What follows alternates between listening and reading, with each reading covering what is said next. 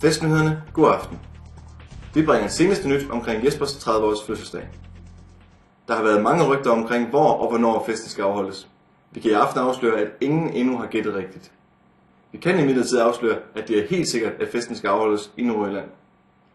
Den endelige adresse kan imidlertid endnu ikke afsløres. Programmet for festen er endeligt fastlagt. Det udtales, at festen følger et stramt program, der ikke kan afvise.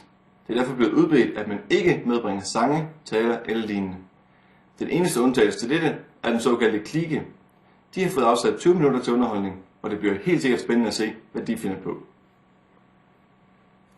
Vi er kommet i besiddelse af et internt dokument, der afslører detaljer fra programmet. Som det fremgår, er dele af dokumentet censureret, og vi må derfor stadig vente med at se hele programmet. Der vil ikke være mangel på drikkevarer til festen. Vores oplysninger peger på en bar, der byder på alt fra vin og øl til longdrinks som rom og cola, gin og tonic og selvfølgelig de gængse vodka-varianter. Så der skulle altså være et solidt fundament for et festligt arrangement.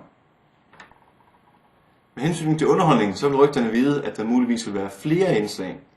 Nærmere oplysninger omkring disse er dog svært at få fat i. Rygterne sviger omkring underholdningen, og der har været rygter om alt fra musik, stand-up og karaoke til sumobrydning. Fælles for alle rygterne er dog, at underholdningen vil være helt i top.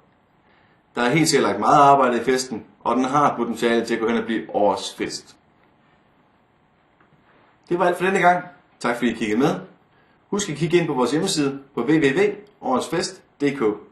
Her finder du de seneste nyheder omkring festen. Vi siger tak for nu, og på gensyn.